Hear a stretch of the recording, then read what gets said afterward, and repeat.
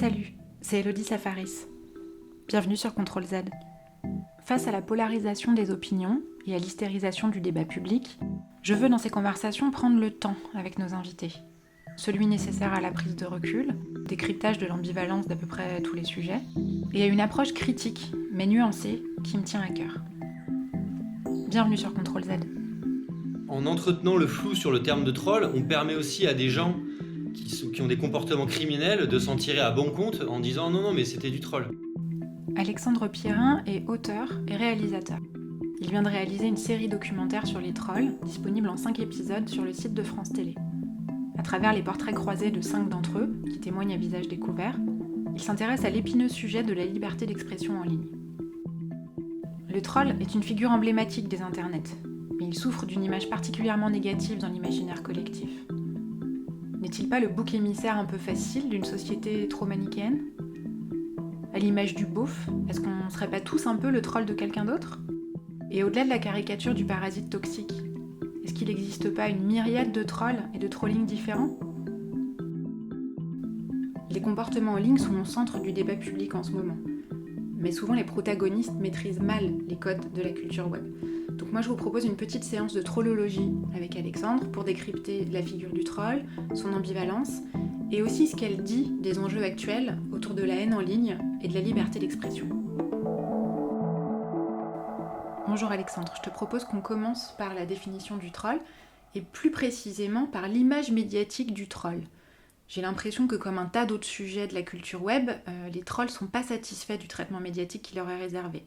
Est-ce que tu peux nous expliquer quelle est cette image médiatique et surtout par qui elle est portée ? Il y avait d'une part une facilité pour moi de beaucoup de journalistes à utiliser le terme troll pour désigner des situations qui n'avaient rien à voir, que ce qui allait de personnes qui envoyaient des menaces de viol à des agents qui étaient payés par une puissance étrangère pour manipuler une élection, en passant par des militants politiques qui commentaient de manière coordonnée le discours d'un homme politique par exemple.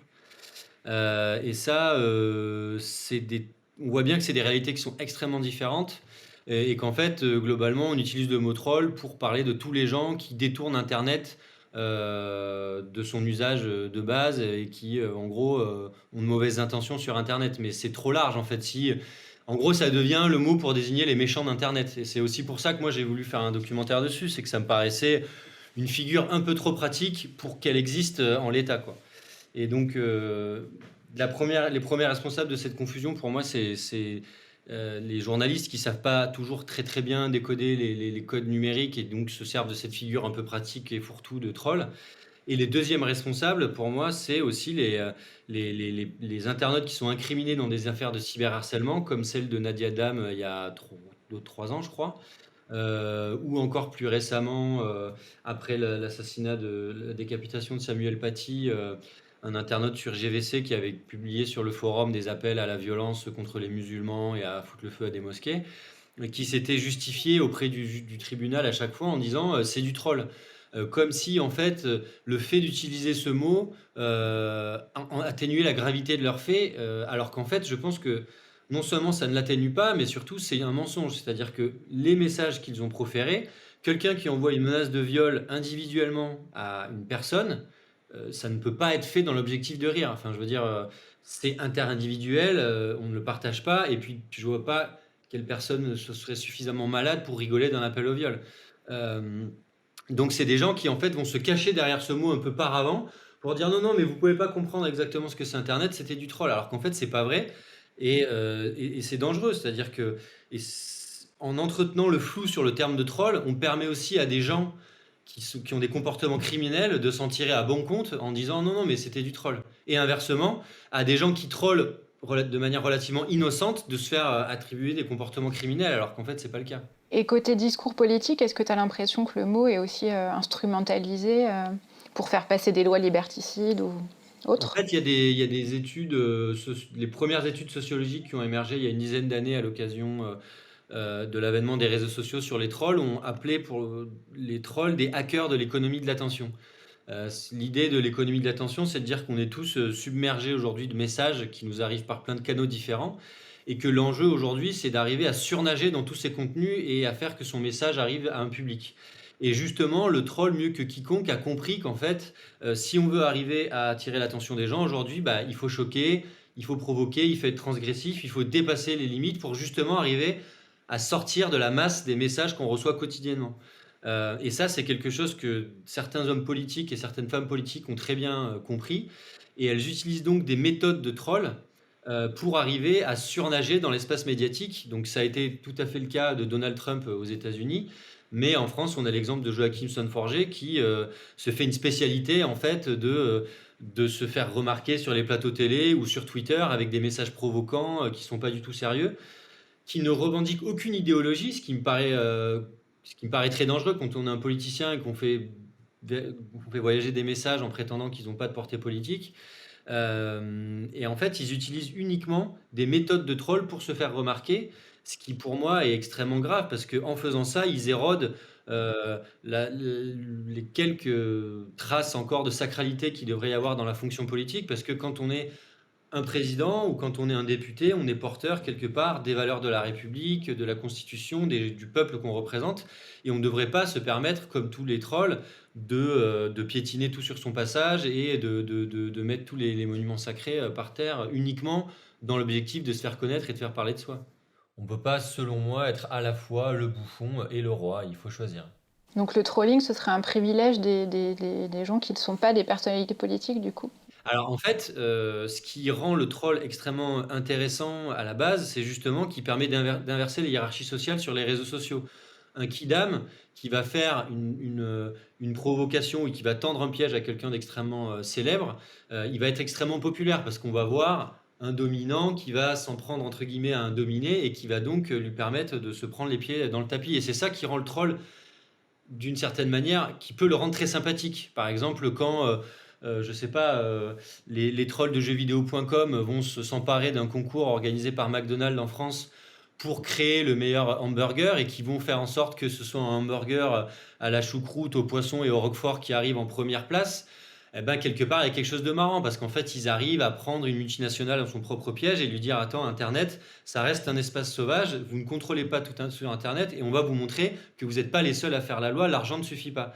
Ça, il y a un côté auquel on peut tous s'identifier, mais le problème, c'est qu'aujourd'hui, ces techniques-là, elles sont connues, elles sont répandues, et comme elles sont populaires, bah, elles sont reprises par des gens qui sont y compris des gens de pouvoir et qui sont déjà dans des places médiatiques ou politiques fortes, qui vont réutiliser ces codes-là pour quand même capter des flux de conversation et faire parler d'eux finalement. Parce qu'aujourd'hui, c'est un peu la clé dans beaucoup de secteurs, c'est d'arriver à surnager de la masse de contenu qu'on voit circuler quotidiennement en ligne. Donc quand on dit que Donald Trump, c'est un peu l'ultime troll, en fait, on se trompe. Moi, je pense qu'on se trompe lourdement. Je pense que Donald Trump, c'est un homme politique un petit peu fou, avec un comportement fascisant, qui utilise des techniques de troll pour faire parler de lui, qui a compris que toute une partie de la sous-culture Internet se reconnaissait en lui parce qu'il se présentait comme quelqu'un qui remet en question la bien-pensance et qu'il y a beaucoup de gens assez frustrés sur ces forums qui se reconnaissent dans ce discours-là un petit peu d'assécher le marécage, comme il dit. Mais pour moi, c'est pas du tout un troll, c'est un homme politique qui utilise la culture Internet, qui utilise des méthodes de troll pour faire avancer son projet politique personnel. Et donc, c'est pas du tout un troll. Pour moi, le troll, c'est aussi pour ça que j'ai retenu la dimension du pseudonyme dans ma définition du troll. C'est qu'un troll, c'est quelqu'un qui ne doit pas avoir pour autre objectif que de rire, de faire parler de lui, etc. Mais je pense qu'à partir du moment où on en retire quelque chose de monétisable, quelque chose précis, quelque chose de précis, et qu'on ne prend plus les gens au piège sur notre identité, et ben en fait, on devient autre chose. De la même manière que le Gorafi, ils font de la satire, c'est pas des trolls, parce qu'on sait très bien que le Gorafi, ils sont là pour nous faire rire. Le troll, il doit toujours jouer sur cette ambiguïté on ne doit pas forcément comprendre de quoi il en retourne dès le début. Donc il faut qu'il n'y ait pas de gain à part la popularité, quoi. Moi, c'est la définition que j'ai décidé d'en avoir parce que je pense que le troll, c'est une figure de la culture numérique qui est là qui alimente la vie des réseaux, la vie des forums, et qu'à partir du moment où on va essayer d'en retirer autre chose, eh ben, on décide de ne plus être un troll et de devenir quelque chose d'autre. Pour poursuivre dans la définition du troll, tu parlais du pseudonymat juste avant. Est-ce que tu peux nous expliquer pourquoi c'est si important pour les trolls, le pseudonymat, et même plus largement que ça, pour la conversation numérique en général? Parce que pseudonymat, enfin, on a l'impression qu'avec le pseudonymat ou dans l'imaginaire collectif, ça permet d'être autre chose que soi, donc potentiellement quelqu'un de très violent. Est-ce que, enfin, ce qui ressort un peu de ton docu, c'est presque l'inverse. Ils disent tous que, en fait, dans leur trolling, ils sont eux-mêmes, voire parfois plus eux-mêmes que leur rôle dans la vie hors ligne. Ça, je suis assez content parce que c'est une intuition que j'avais eue à l'écriture de mon documentaire et ça, ils m'ont vraiment répété que c'était quelque chose d'important pour eux. C'est vraiment quelque chose qui est très prégnant dans tout leur discours, c'est l'idée que dans la réalité sociale, on porte tous des masques. D'ailleurs, il y a un sociologue qui s'appelle Irving Goffman qui a une théorie qui est la théorie des masques sociaux, qui dit qu'en fait, en société, en fonction du contexte dans lequel on va se retrouver, on va devoir porter un masque qui va être adapté à la situation dans laquelle on se trouve. Et eux, en fait, ils vont se sentir plus ou moins étouffés par ces masques. L'exemple le plus extrême, c'est celui de Francis Frog, qui a été diagnostiqué autiste Asperger, qui pour lui, en fait, les sentiments, les émotions des autres le parasitent et lui empêchent en fait d'arriver à communiquer tellement ça l'envahit.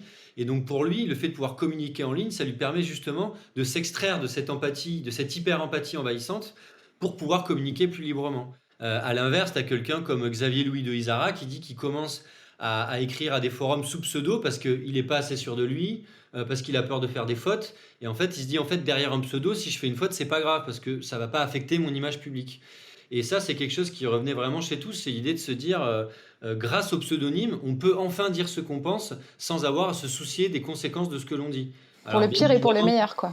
exactement, bien évidemment, ça peut être utilisé par certaines personnes pour faire des choses répréhensibles, mais ça peut être aussi être utilisé par des gens pour tout simplement dire ce qu'ils pensent et pas être en permanence à garder en eux des choses qu'ils ne pourront jamais exprimer parce qu'ils n'arrivent pas à le sortir. Donc il y a effectivement une fonction cathartique du masque. Le masque, historiquement, il est apparu avec la tragédie grecque parce qu'on s'en servait pour projeter nos émotions.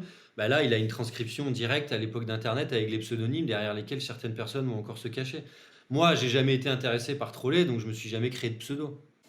Est-ce que du coup, il y a une différence entre trolling anonyme et trolling sous son vrai nom? Ou au contraire, est-ce que le fait d'être sous pseudonymat, ça fait partie des conditions sine qua non du trolling? Moi, je pense que personnellement, on peut pas troller sous son vrai nom. Je pense que quand on fait ça sous son vrai nom, on fait de la provocation, on essaye de relever un sujet, mais on n'essaye pas uniquement de faire vivre une communauté en ligne. On essaye en général, je pense, de construire une œuvre qui se doit forcément d'être continue, etc., et qu'on doit assumer en permanence.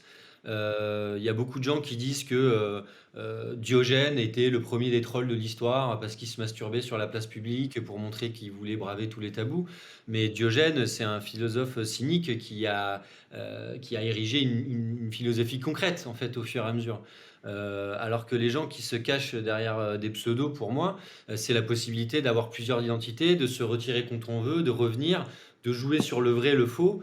Alors que quand on est sous son vrai nom, je pense qu'on est obligé d'avoir un discours qui soit quand même un peu cohérent dans le temps, quoi. Le trolling est présenté comme une sous-culture par un des intervenants. Est-ce qu'il y a des règles implicites communément admises pour être un bon troll, voire même ce qu'on pourrait appeler une éthique du troll, avec des limites partagées par les trolls, ou est-ce que chacun a ses propres limites? Et est-ce qu'il existe en fait autant de trolling, de façons de troller que de trolls, quoi? La première règle, très clairement, enfin, un de leurs objectifs, c'est d'arriver à révéler le plus tard possible qu'ils sont en train de troller. C'est-à-dire qu'un mauvais troll, c'est un troll évident. C'est-à-dire que l'objectif que tous les trolls vont se fixer, c'est d'arriver à faire durer la supercherie le plus longtemps possible.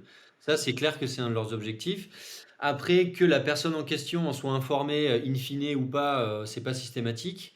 Une éthique de troll particulière, je suis pas certain. En général, ils ont tendance à vouloir repousser les limites et à faire des trolls de plus en plus importants. Donc, c'est aussi ce qui les amène à déraper. C'est-à-dire que le groupe, ils comprennent qu'ils ont une fonction sociale en tant que groupe dans une communauté, sur jeuxvideo.com ou sur Reddit ou sur 4chan ou sur Facebook ou je ne sais quoi. Ils sentent que ça leur permet d'exister, donc ils vont vouloir aller de plus en plus loin, donc ils vont repousser les limites et ils vont peut-être à la fin tomber dans des choses qui ne sont plus du troll pour tomber dans du cyberharcèlement.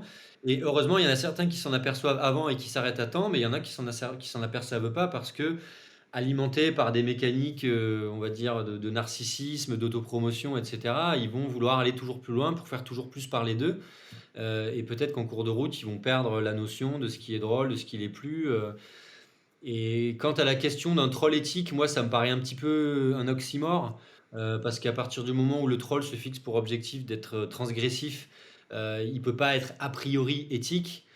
Bienveillant alors? Troll bienveillant, je pense que c'est une bonne idée. Ou alors il y a Rémi qui, dans le documentaire, parle de troll humble.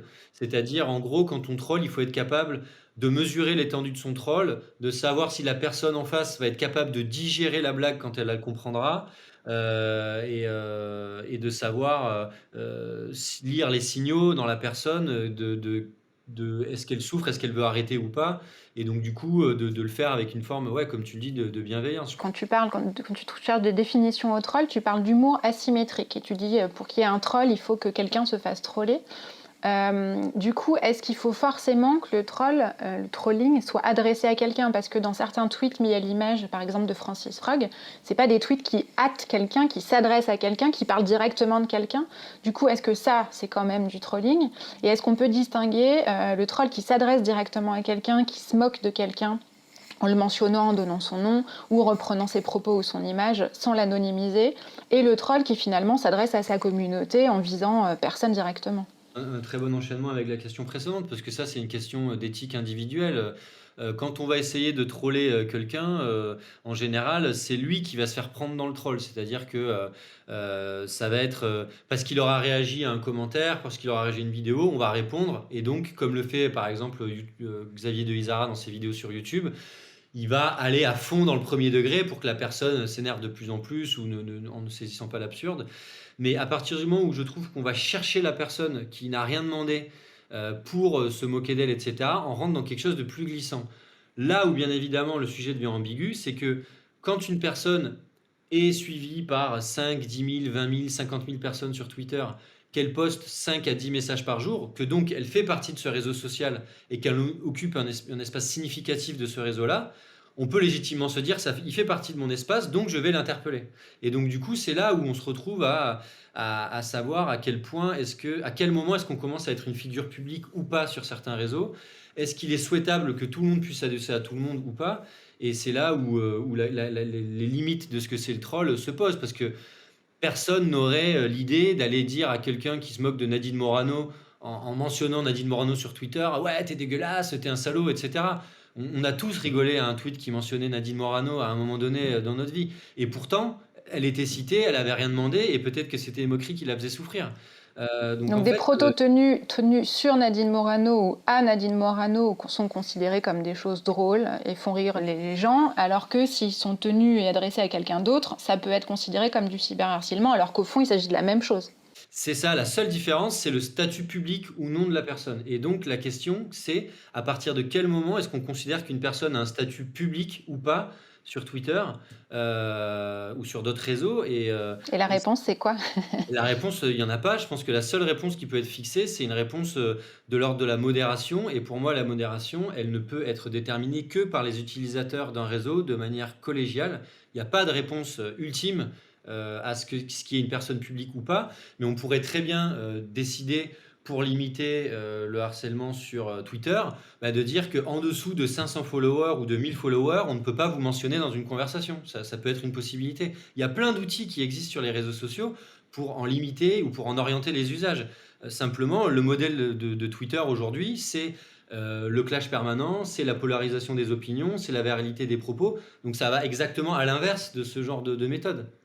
Justement, donc juste pour revenir sur ce que je disais tout à l'heure, est-ce qu'un tweet qui ne s'adresse pas directement à quelqu'un, ça peut quand même être considéré comme du troll? Du coup, tu vas pas troller quelqu'un, mais tu trolles, je sais pas moi, la bien-pensance ou un discours... à partir du moment où quelqu'un va le voir, va interagir sans comprendre que c'était une blague. Or, justement, sur Twitter, quand on est, je sais pas, comme Francis Frog et qu'on a 5000 personnes qui nous suivent, et ben, les messages qu'on poste, ils peuvent nous être recommandés, même si on ne suit pas Francis Frog, parce que Francis Frog peut être suivi par des personnes que nous, on suit, et donc Twitter, qui veut en permanence augmenter les interactions, etc., va nous recommander le message. Et donc, on peut très bien rentrer dedans et se dire, ah ben non, je pense pas qu'il faille tuer toutes les abeilles et donc du coup, on peut se faire troller comme ça, quoi. Donc si moi je reçois son tweet et que je le suis parce que je connais son humour, je me fais pas troller.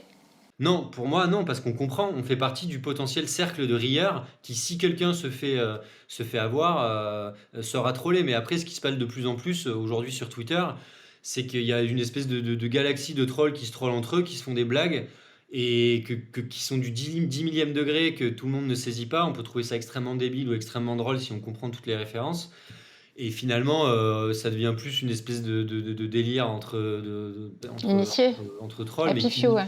ils trollent plus beaucoup de gens. Après, ils peuvent périodiquement décider de troller des gens. Par exemple, il y a un moment où Francis Frog, qui est très sensible à la cause animale, se mettait à mentionner le président de la Fédération des chasseurs en France et à le mentionner dans des messages qui avaient ni queue ni tête, en espérant qu'il réponde. Bon, malheureusement, il n'a jamais répondu, ou heureusement pour lui. Je sais pas. Je rebondis sur ce que tu disais. Est-ce qu'il y a des plateformes sur lesquelles le troll est moins néfaste ou qu'aurait du coup des conséquences moins mesurables et anticipables, moins graves? Donc en fonction des patterns de la plateforme ou des dark patterns. Tout à fait. Chaque réseau social, il est construit sur une infrastructure qui va favoriser certains types de comportements. Twitter, comme je te le disais tout à l'heure, par la concision des messages et par la facilité avec laquelle un message peut devenir viral, il est par définition un média qui va favoriser l'emballement, la polarisation, la simplification des positions. L'exemple le plus parlant sur la manière de gérer différemment un même problème, c'est la différence entre Wikipédia et Facebook. Sur Facebook, quand une publication va générer énormément de colère, de réactions, de débats, de commentaires négatifs, positifs, des gens qui s'énervent, etc., l'algorithme va favoriser ce message et il va remonter, il va être vu de plus en plus. Sur Wikipédia, qui n'est pas un réseau social, mais quand même une plateforme qui concerne quotidiennement des centaines de milliers de personnes, voire des millions d'utilisateurs, sur Wikipédia, quand un article est trop modifié, qu'il y a trop d'interactions, l'article est bloqué. C'est louche. Il y a une mise en place d'une procédure de médiation entre les personnes impliquées, c'est-à-dire qu'on va sélectionner des représentants des deux camps qui s'affrontent visiblement. Il va y avoir une discussion, et la discussion va avoir lieu jusqu'à ce qu'il y ait un consensus minimum qui soit établi, et qu'on puisse réouvrir la page pour les discussions.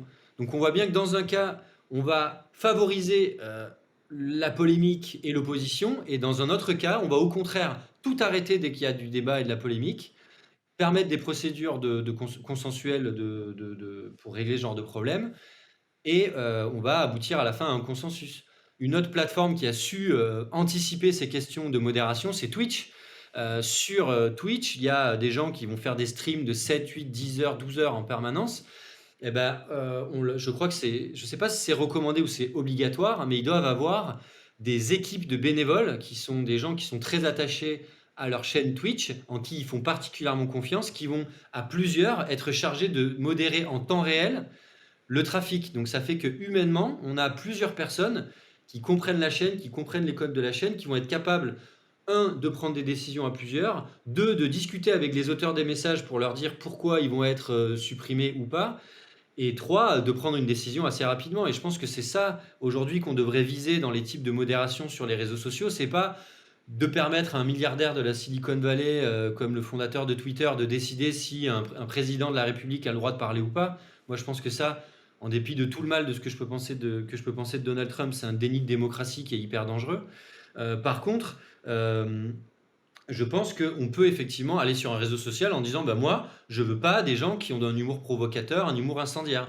Et donc, la solution pour ça, c'est de faire en sorte que chaque réseau social ait des procédures de modération qui impliquent leurs utilisateurs à différents niveaux, pour que chaque réseau social ait en fait sa propre tonalité, sa propre liberté de ton, un peu comme un magazine va tolérer ou un journal va tolérer qu'il y ait des caricatures ou des dessins de presse plus ou moins violents.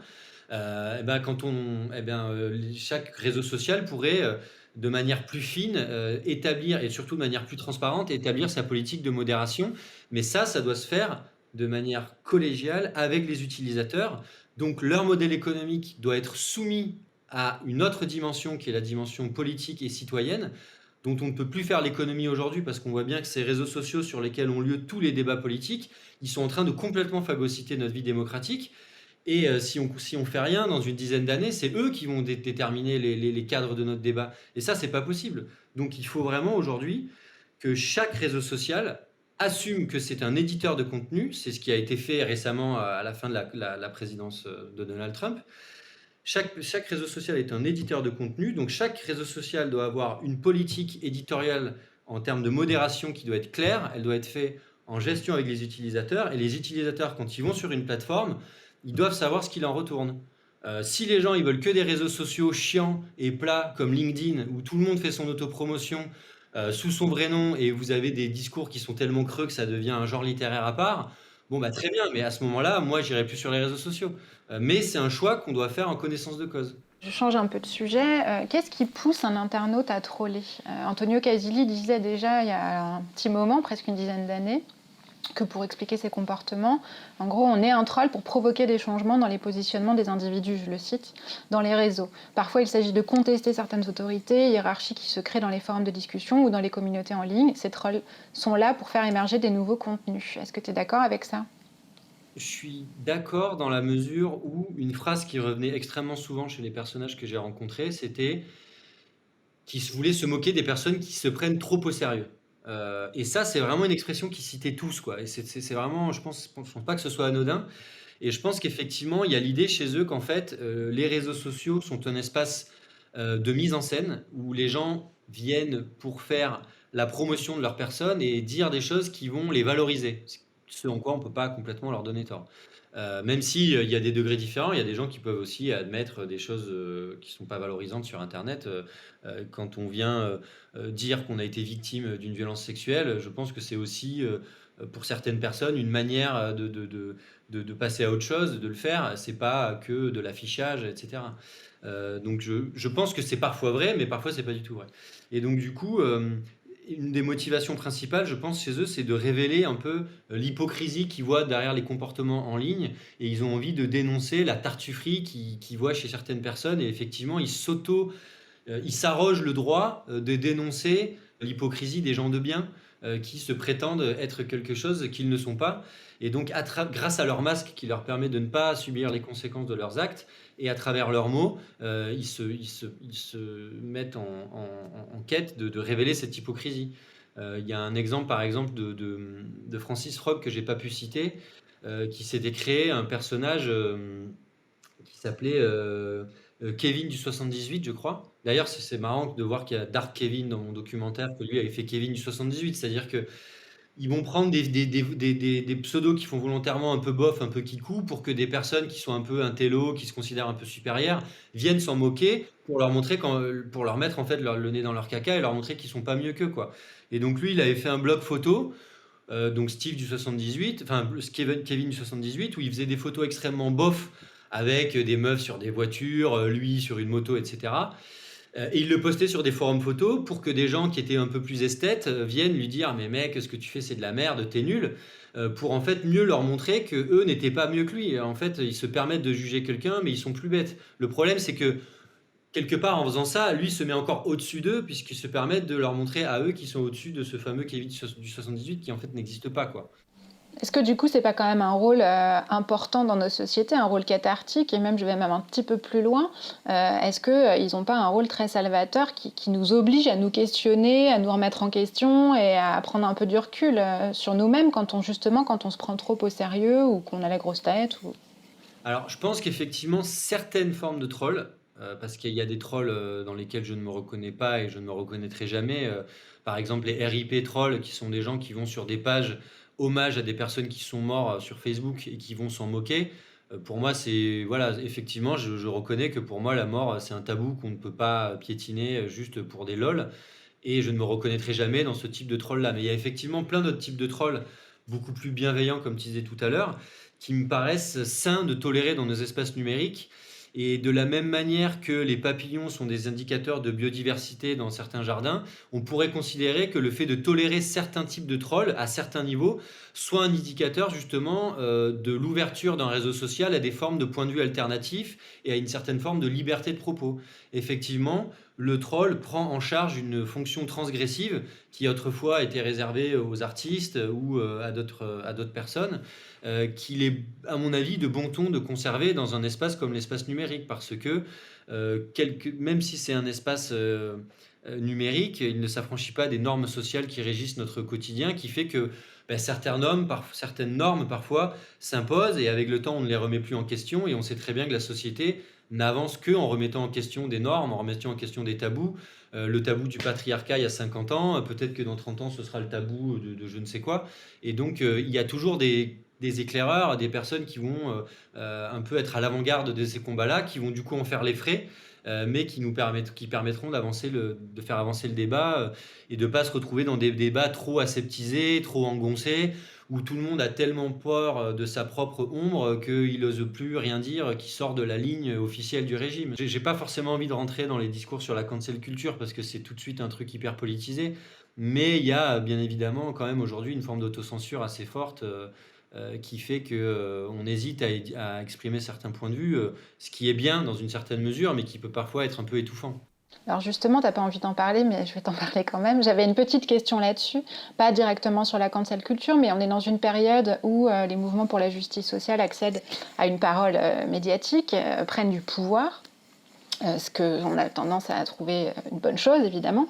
Et ça s'accompagne aussi d'une sorte de culture de l'offense à plus ou moins certains degrés. Est-ce que cette culture de l'offense-là, qui est bien plus grande aux États-Unis, mais qui commence doucement à arriver aussi en France, et culture de l'indignation aussi, ça va avec, et les réseaux sociaux appuient là-dessus et le renforcent, est-ce que ça, c'est compatible avec le trolling ou pas du tout ? Mais je pense que le troll est justement en combat contre ça, et que c'est ce qui fait que je trouve que tolérer un minimum de trolling sur nos réseaux sociaux est quelque chose qui peut être sain, encore une fois dans certaines mesures éthiques que les utilisateurs doivent pouvoir fixer. Mais effectivement, je pense que considérer que tout point de vue alternatif est une agression, c'est extrêmement dangereux. Et que, en fait, il y a quelque chose qui a été théorisé il y a très longtemps par Elie Pariser, qui est un chercheur ou une chercheuse américaine, je ne sais plus, qui s'appelle les bulles de filtre.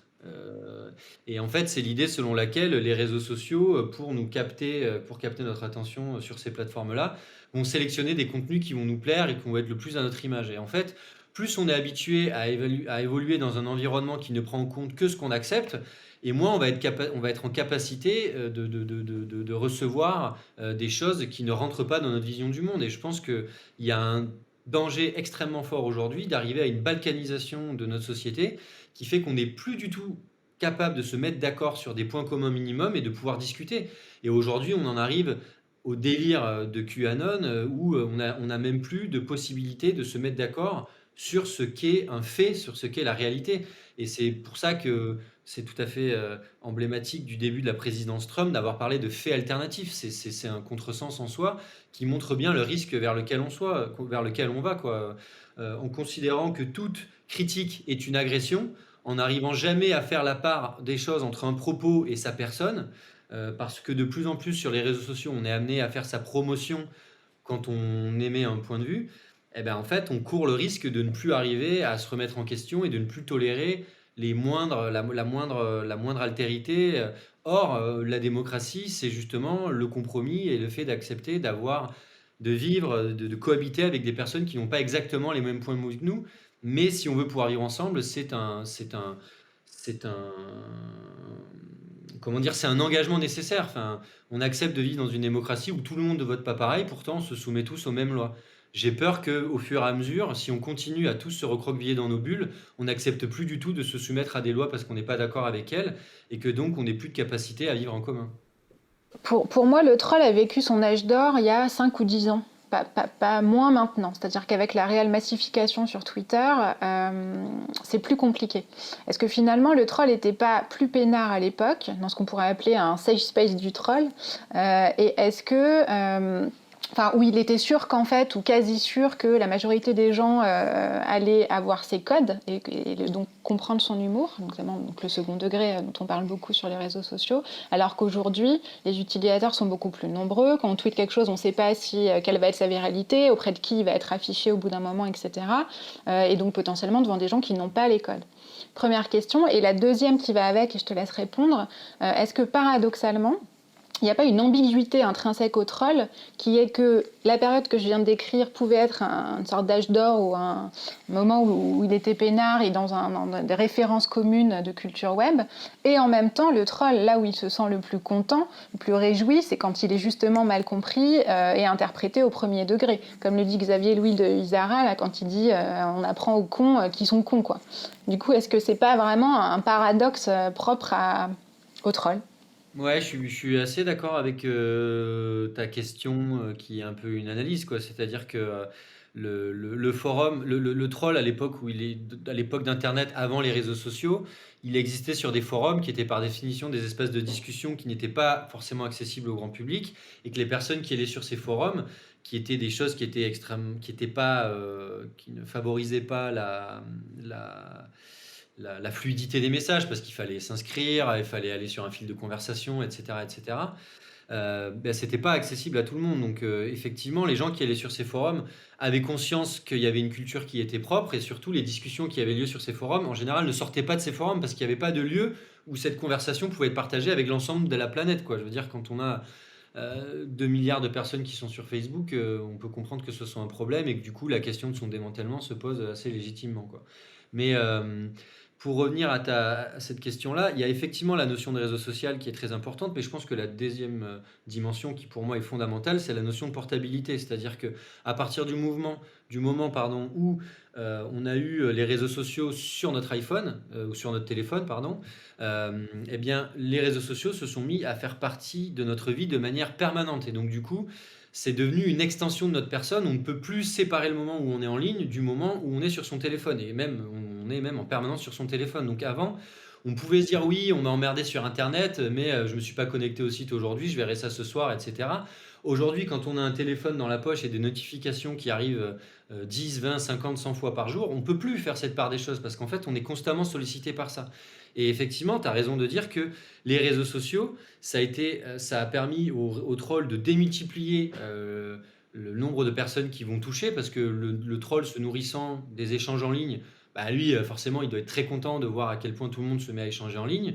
Mais en même temps, il y a un amalgame qui s'est fait entre nos identités virtuelles et nos identités réelles qui fait que il y a moins la possibilité de faire la part des choses. On ne contrôle plus du tout la diffusion d'un message. Et à ce titre-là, l'exemple de la fille, tu sais, qui avait pris un avion aux États-Unis Justine en faisant une Sacco. blague sur le sida en Afrique et quand elle arrivait, elle avait perdu son boulot et tout le monde voulait la tuer. Montre bien qu'en fait aujourd'hui, quand on fait une blague, on peut plus savoir quelle portée elle va avoir. C'est d'ailleurs pour ça que Francis Frog disait que jamais il renoncerait à son anonymat en ligne parce que aujourd'hui, c'est impossible de savoir les conséquences d'une blague quand on la fait sur Internet, quoi. Je vais conclure avec une dernière question qui enchaîne avec ce que tu viens de dire. Le rire, ou plutôt le fait de se marrer, revient évidemment beaucoup, c'est quand même central dans le trolling. Est-ce que la figure du troll, elle n'est pas le dernier avatar ou presque d'une certaine culture du LOL, et même plus largement d'une culture web, dont finalement peu de gens, notamment les politiques, ont les codes? Et est-ce que du coup on ne devrait pas œuvrer pour une réhabilitation du troll? Est-ce que c'est pas un peu ce que tu fais, et sa préservation pour son rôle social? Moi, je pense que ce qui est clair, c'est que le troll, c'est une figure, et c'est pour ça que j'ai essayé un peu de restreindre sa définition, c'est que c'est vraiment une figure qui est née sur les réseaux sociaux, c'est une figure qui est née sur Internet et qui contribue grandement à la richesse de ce réseau, à son irrévérence, au fait que l'humour qu'il y a sur Internet, c'est pas l'humour de la télévision, ce qui a permis d'ailleurs de ringardiser en quelques années l'humour de la télévision, ce qui est une très bonne chose parce que c'était un humour souvent de merde, un humour d'entre-soi, un humour consensuel. Grâce à Internet, on s'est aperçu que finalement, 80% de la population était plus drôle que Gad Elmaleh. Et donc, ça, je trouve que c'est quelque chose qui a de la valeur. Il faut, je trouve, préserver cette forme d'irrévérence. Je pense qu'effectivement, c'est pas un hasard si Emmanuel Macron, depuis 2 ans, nous dit qu'il est contre l'anonymat sur les réseaux sociaux. C'est pas un hasard si Éric Dupond-Moretti a répété quand il est arrivé au ministère de la Justice qu'il était contre l'anonymat sur les réseaux sociaux. Et c'est pas un hasard si quand un professeur dans un collège se fait couper la tête, Gérald Darmanin va nous parler de la VIA qui n'a strictement rien à voir avec les réseaux sociaux. C'est qu'ils ont bien compris que sur les réseaux sociaux, il y avait un espace qu'ils ne contrôlaient pas, dans lequel les hiérarchies sociales étaient inversées, dans lequel la parole politique était effectivement désacralisée pour le meilleur et pour le pire. Et je pense qu'on est clairement en train d'assister à une volonté aujourd'hui de domestication des réseaux sociaux, de domestication d'Internet, qui est dangereuse. Le problème, c'est qu'il faut arriver à préserver cette liberté d'Internet tout en permettant de limiter les abus qui peuvent être tirés de cet anonymat. Et les limites de cet anonymat, enfin les abus qui peuvent être commis en ligne, il y a plein d'outils qui existent pour les combattre. Moi, Rémi, il me disait, donc Rémi qui était sur jeuxvideo.com, il me disait sur jeuxvideo.com, à partir du moment où tu enfreins une loi, il n'y a plus aucun anonymat. On donne ton adresse IP, tu es condamné. Toutes les personnes qui font des grosses conneries signalées sur jeuxvideo.com, ils sont tous devant la justice. Donc en fait, l'anonymat, pour moi, en fait, il n'existe pas vraiment. Il n'existe que quand tu restes en dessous des radars. Mais dès que tu dépasses le truc, tu peux être signalé. Ce qui est suffisant. C'est peut-être pas forcément suffisant, mais peut-être que sur c'est ce que je dis tout à l'heure, il faut que les personnes qui ne veulent pas être exposées à des trucs à des messages qui peuvent potentiellement les choquer, elles aillent sur des réseaux sociaux où les règles de modération sont claires et ne permettent pas que l'anonymat soit toléré, par exemple. Et donc, du coup, ils se retrouveront tous sur LinkedIn et c'est très bien pour eux. Mais si des personnes veulent aller sur des réseaux qui seront plus populaires parce qu'ils seront plus libres avec un contenu plus intéressant, il faut qu'ils acceptent de se dire on va peut-être me critiquer, on va peut-être se foutre de ma gueule, mais encore une fois, c'est pas pour autant qu'ils devront être tolérés d'être insultés, d'être menacés. Et il faut toujours qu'il y ait des méthodes qui soient utilisées pour permettre à ces gens-là d'être signalés et d'être exclus des réseaux sociaux si c'est le cas. Mais encore une fois, il y a plein d'outils qui existent aujourd'hui pour limiter ces effets délétères des réseaux sociaux. Simplement, les gros réseaux ne veulent pas toucher à leur infrastructure parce qu'ils savent très bien que tout ce qui fait le sel des réseaux sociaux, c'est toute cette partie un peu sulfureuse, extrêmement libre qu'on ne contrôle pas forcément. Et vu que ça les toucherait au porte-monnaie, ils ne veulent pas agir sur ça. Donc, ils se permettent d'agir de manière cosmétique et totalement arbitraire sur tiens, on va supprimer le compte de Donald Trump comme ça parce que nos employés nous l'ont demandé. Ou alors on va enlever ce message qui va parler de viol alors qu'en fait il veut combattre la culture du viol, mais pas celui-ci. Donc en fait c'est là où on voit qu'il faut aujourd'hui qu'il y ait une vraie prise en main collégiale qui implique les utilisateurs des différents réseaux sociaux pour dire voilà ce qu'on tolère, voilà ce qu'on tolère pas. Et c'est les utilisateurs qui doivent pouvoir déterminer ou pas le degré d'irrévérence qu'ils vont tolérer sur leurs différents réseaux, quoi. Merci Alexandre. Ta série docu Troll est à retrouver en ligne sur le site de France TV. On vous met le lien dans la description de l'épisode. Et moi je vous retrouve très bientôt avec de nouvelles conversations pour mieux capter nos sociétés post-internet. Vous pouvez retrouver nos entretiens sur les plateformes de podcast, Spotify, Deezer et Apple Podcast. Et bien sûr, tous nos articles sur controlzmag.com. N'hésitez pas à vous abonner à nos comptes Twitter, Facebook et Instagram, et à m'écrire en DM sur ces plateformes, ou par mail à elodie@controlzmag.com. À bientôt.